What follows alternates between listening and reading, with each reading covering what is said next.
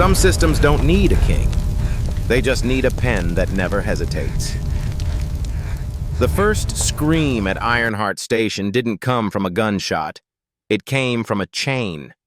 A guard yanked it tight, and two men were dragged across the yard like freight, wrists bound, mouths taped, boots carving lines in the dust. A clerk in clean gloves didn't look at their faces. He looked at a paper, pressed a red crown stamp into wax, and nodded once. Payment accepted.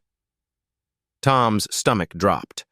Wren's fingers locked around his sleeve.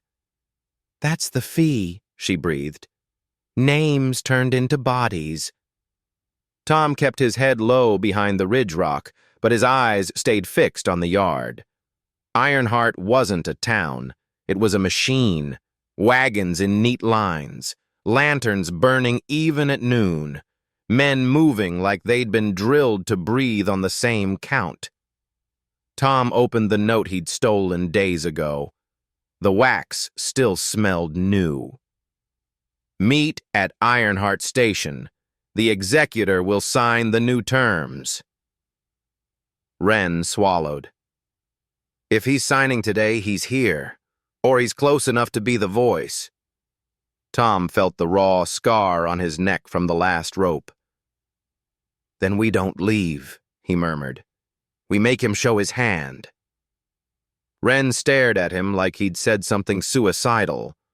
"Tom, they don't run this place like outlaws. They run it like a contract." Tom's eyes stayed on the yard. "Contracts still need paper," he said. "And paper still burns." Below them, the bound men were shoved toward a long building with iron doors. Not a jail, not a stable, a ledger house. Tom watched another wagon roll in. The driver didn't hand over money.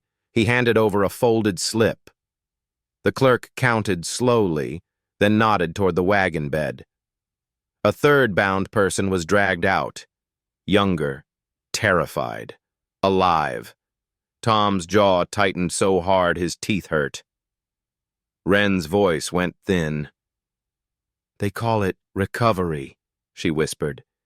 "They reclaim proof, witnesses, people who can ruin them."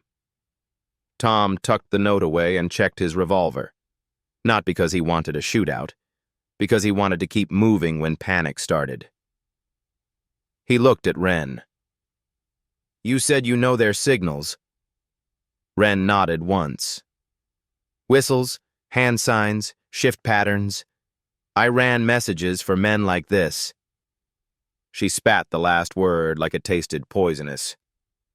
"They'll have a gate call, a yard call, a burn call." Tom's eyes sharpened. "Burn call." Wren's gaze dropped. "If something goes wrong, they don't defend evidence. They destroy it. They'd rather lose a station than leave paper behind." Tom breathed out.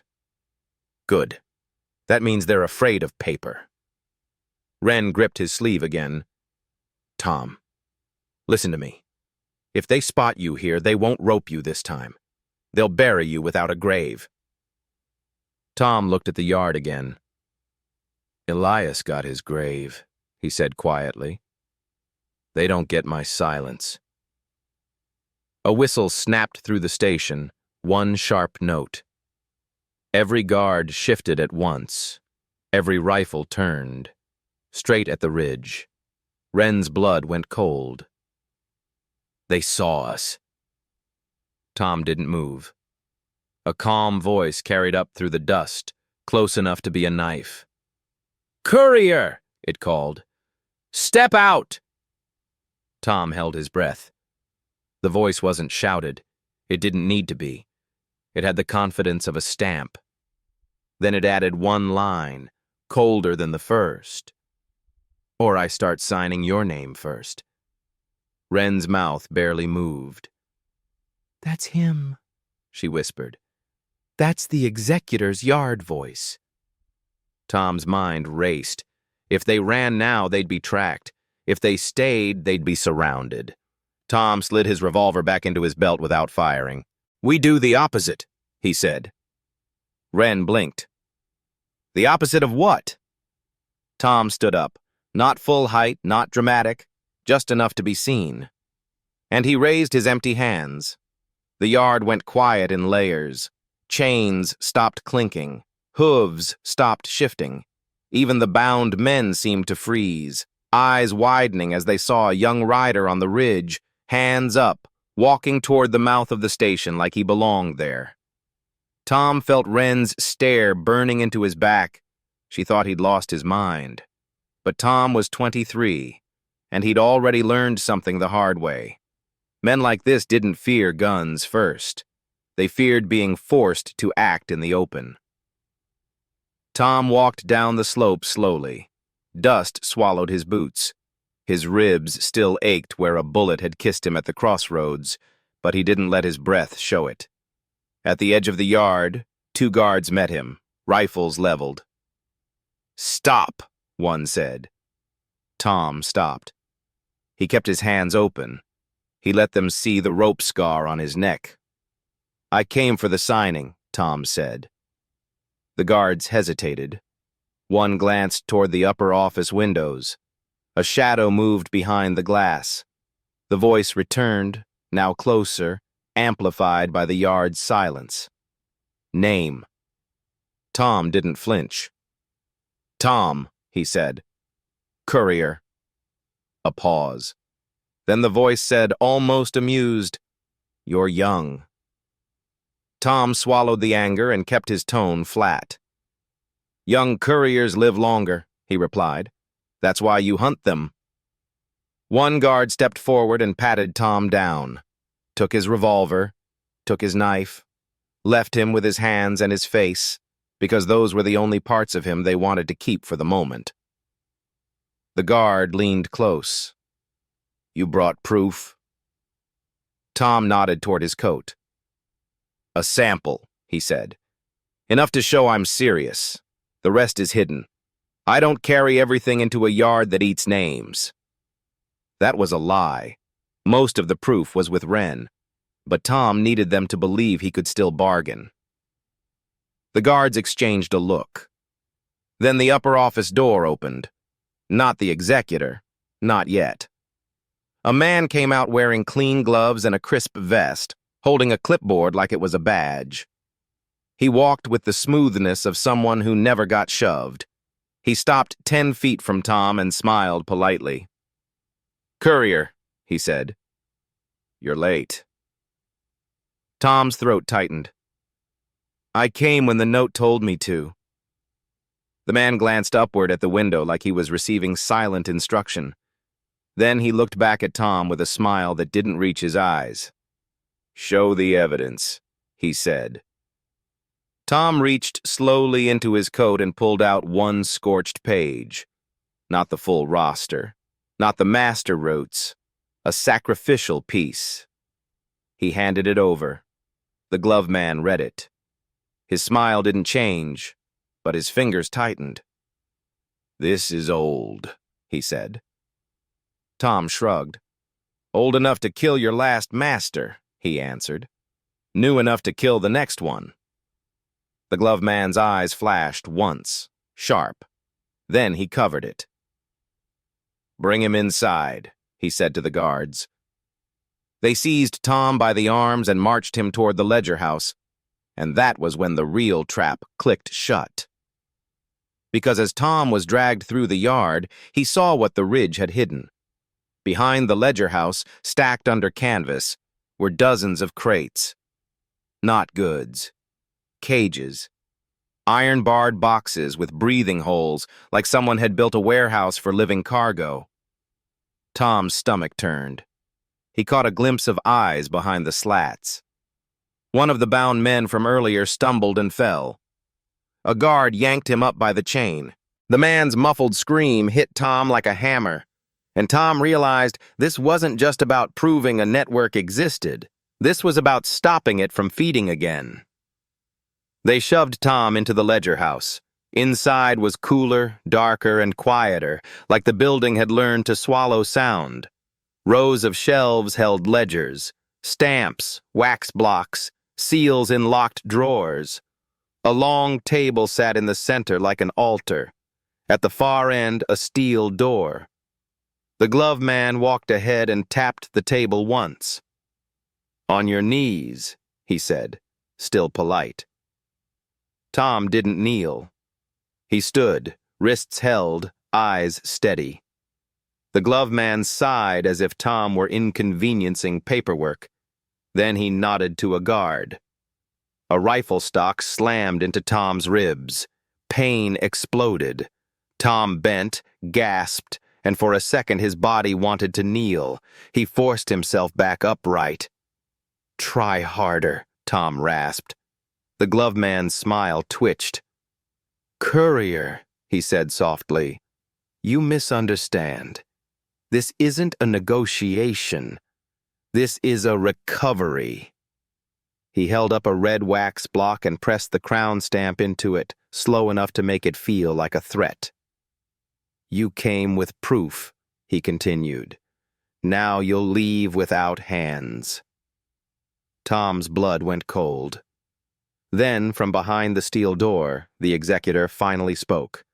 Not loud, not angry, just present. "Enough," the voice said. Every guard in the room stiffened. The glove man turned toward the door immediately, like a servant hearing a bell. "Yes, sir." The voice continued, calm and unreadable. "Show me his throat." Tom's heart slammed once. The guards grabbed his chin and forced his head up, exposing the rope scar. Silence. Then the voice said something that made Tom's skin crawl. "He's been collected before." The glove man swallowed. "Yes, sir." The voice paused, as if considering the shape of Tom's life like it was a line on a ledger. Then it said, "Bring the runner." Tom's eyes flicked. Runner. Wren. The glove man's brows lifted. "The runner isn't here." The executor's voice didn't rise. It didn't need to. "If she's alive," it said, "she's here." Tom felt the room shift. Guards looked at each other, confused. Wren hadn't been seen, but the executor was speaking like he'd already counted her breaths. Tom understood then. They had not only spotted the ridge, they had tracked her approach long before she reached the yard. Wren had warned Tom they ran like a contract. Contracts had eyes everywhere. A whistle blew outside. 3 short notes. Wren's whistle pattern. Not because she called it, because someone used it.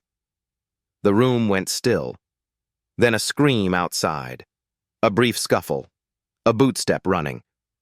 Tom's pulse spiked. Wren. The door to the ledger house slammed open. A guard dragged Wren inside by her arm, pistol pressed into her spine. Her face was dusty. Her eyes were furious. And for the first time, fear flickered there too, because she recognized the place and what it meant. The glove man smiled like he'd just closed a file. "Runner," he said. "Welcome home." Wren spat at his boots. The guard hit her. Tom surged forward on instinct. A rifle barrel slammed into his chest and shoved him back. The executor's voice cut through the room. Quiet. Everyone obeyed. Even Tom froze. The steel door behind the table didn't open. The executor didn't step out. He stayed unseen. Because men like him didn't need faces. They needed obedience. "Runner," the executor said, "tell me where the proof is." Wren's jaw locked. "Burn in hell." The executor's voice didn't change. "Incorrect answer," it said. A guard seized the red wax block and moved toward a brazier in the corner, heating it until it softened. Tom's blood turned to ice. The glove man leaned close to Wren. "You know how this works," he whispered. "You helped build it." Wren's eyes flashed. "I helped carry messages," she snapped. "I didn't build cages." The glove man's smile sharpened. "Messages build cages," he said. "They always have." Tom's mind raced. He couldn't outshoot this room. He couldn't outpunch it either. He needed a fire, not a heroic fire, a practical fire, a burn call they couldn't control. Tom looked at the shelves of ledgers and wax and paper. Paper was their heart. Tom's voice went calm, even as his ribs screamed. "You want the proof?" he said. The glove man turned to him. "Yes." Tom nodded slowly. "Then don't touch her," he said. "I'll tell you where it is." Wren snapped her eyes to Tom. "No, don't." Tom ignored the look. He leaned forward, hands still held, and spoke just loud enough for the guards to hear. "It's not in the yard," he said. "It's not even on the ridge." The glove man's eyes narrowed. Tom continued. "It's in the cages." Silence. The glove man blinked. "What?" Tom lifted his chin. "Every witness you've boxed up," he said. "Every man you dragged in as a name. They saw your stamps, your roots, your fees. They are the proof." The glove man's smile collapsed. Because that was the nightmare. Paper could burn. People could talk. The executor's voice returned, colder now. "Then we burn the cages." Tom's stomach dropped. Wren's face went pale. The glove man hesitated for the first time because even he knew what that meant. Not a fire. A massacre. Tom felt rage surge. "You'll kill them?" Tom snapped. The executor's voice stayed flat. "Recovery is expensive," it said. "Waste must be removed." And that was the moment Tom understood exactly who he was dealing with. The holder had been a spider. The executor was a butcher with paperwork. Tom stopped trying to bargain. He started trying to break. He looked at the brazier. He looked at the wax. He looked at the ledgers. And he made a decision. If he couldn't save everyone in the cages right now, he could at least stop Ironheart from being a place that could cage anyone tomorrow. Tom drove his shoulder into the guard holding him. Not enough to break free, enough to knock the man off balance. At the same instant, Wren did what she'd always been good at. She moved like a runner. She slammed her heel into the shin of the guard behind her, grabbed his pistol as it dipped, and fired once. Not into a man, into the brazier. Hot coals exploded outward. A shower of sparks landed on paper, on wax, on oilcloth. Fire licked up fast, hungry, immediate. The glove man shouted, "Burn call!" The guards panicked in perfect formation, and that was the irony. They had trained for fire. They had not trained for it starting inside their own heart. Tom ripped his arms free as the guard stumbled, yanked his revolver from the man's belt, and fired low to scatter legs, not take lives. Wren grabbed a stamp block and hurled it across the table, cracking drawers open. Seals clattered to the floor. The crown stamp rolled under a shelf. A guard dove for it. Wren kicked him away. Tom grabbed Wren's wrist. "Cages," he said. Wren nodded once. They ran. Smoke thickened behind them. Paper crackled. Ink turned to ash.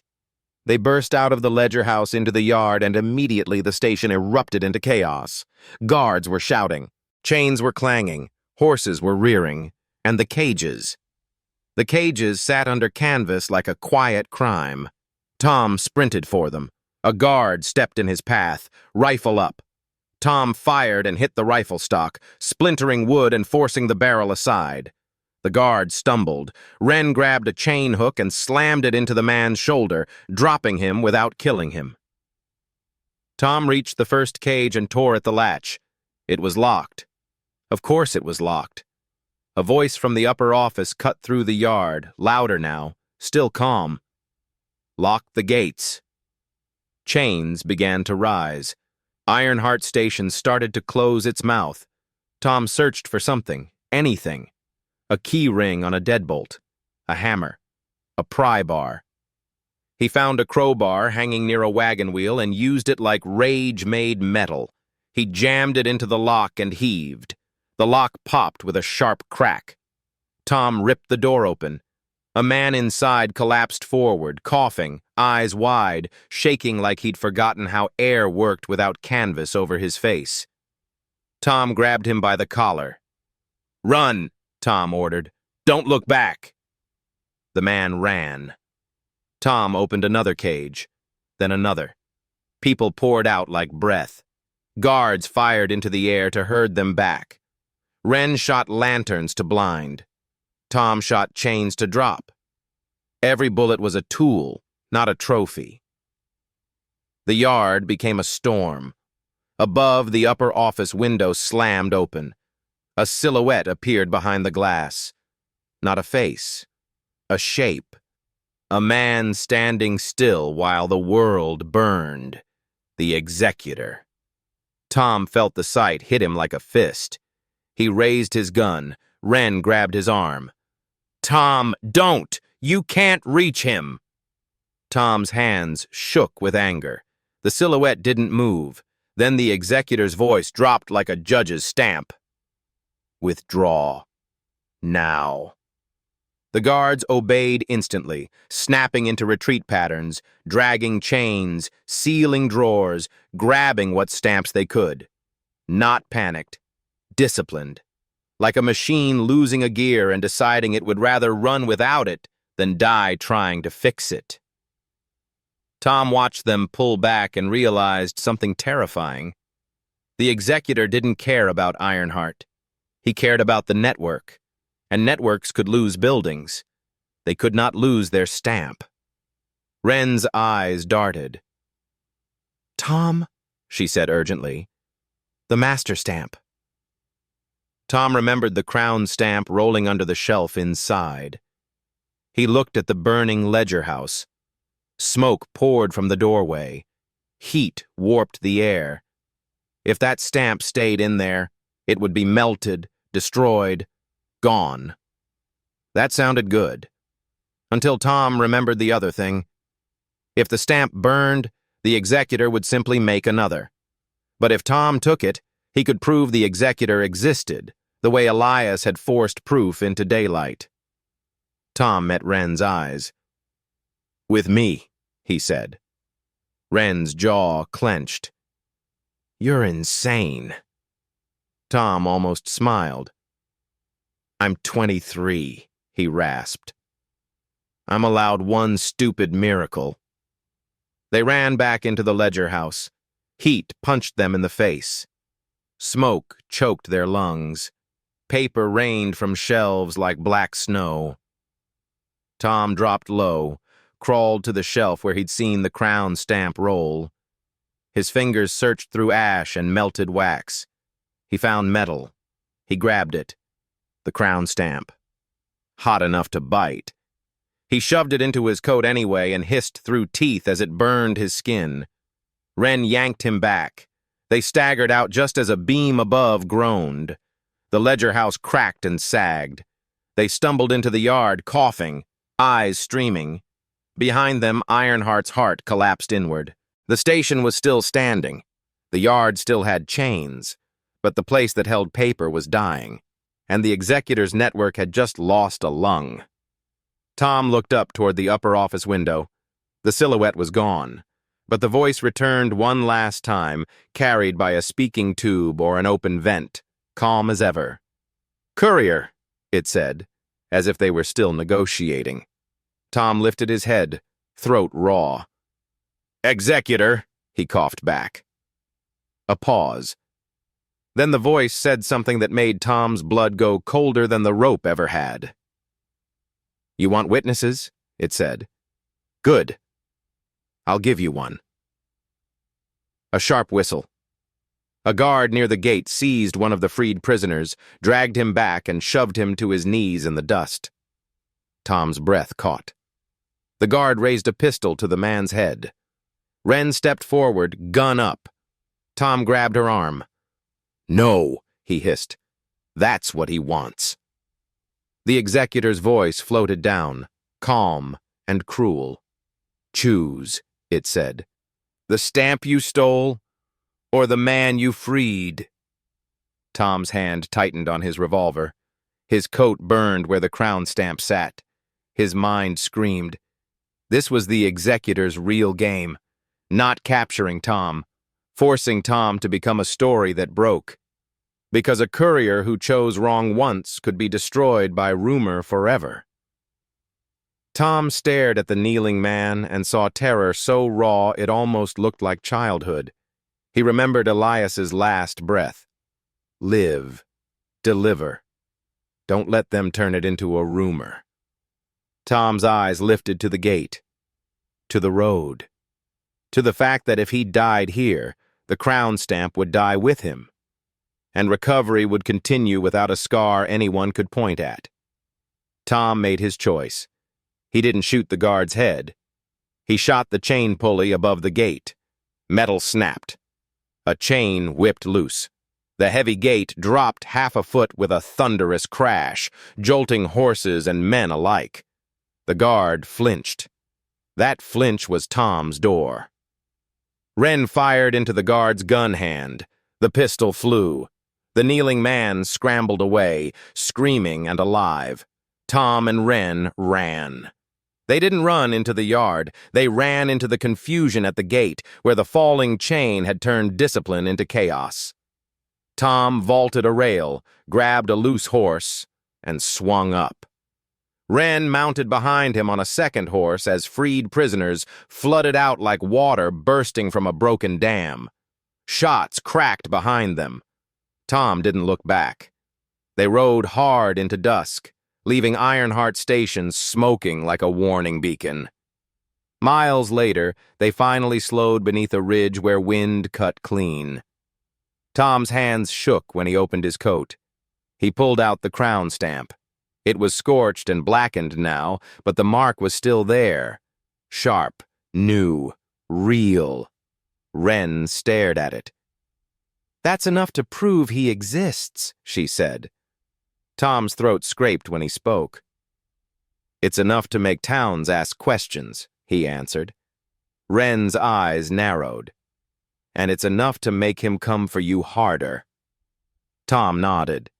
He reached into his saddlebag and pulled out the sealed slip he'd stolen earlier, the one that brought him here. He looked at it under moonlight and realized something. The executor didn't invite Tom to Ironheart to kill him. He invited him to see the system, to understand the price, to learn what happens when you try to be loud. Tom unfolded the slip completely and found a second line at the bottom he'd missed in the dust and blood. A simple instruction: print the fee. Make them pay it out loud. Tom's stomach tightened. Wren read it and whispered, "He wants you to spread it." Tom's eyes hardened. "So people feel trapped," he said. "So they beg for protection. So they accept recovery as the only answer." Wren swallowed. "That's not collecting. That's governing." Tom closed his fist around the crown stamp until it hurt. Then he spoke quietly, not to Wren, not to himself, but to the road ahead. "Then we break the next link," he said. Wren studied him. "Where?" Tom stared into the dark where the trail vanished. "We find where he signs," Tom said. "Not with wax, with blood." He tucked the stamp away, mounted, and rode again. Because Ironheart Station wasn't the end of recovery. It was only the first place Tom forced the machine to scream. And here's the question for you listening right now. If a man can turn fear into a fee, and a fee into a chain, how long before the West starts paying willingly just to stop the pain?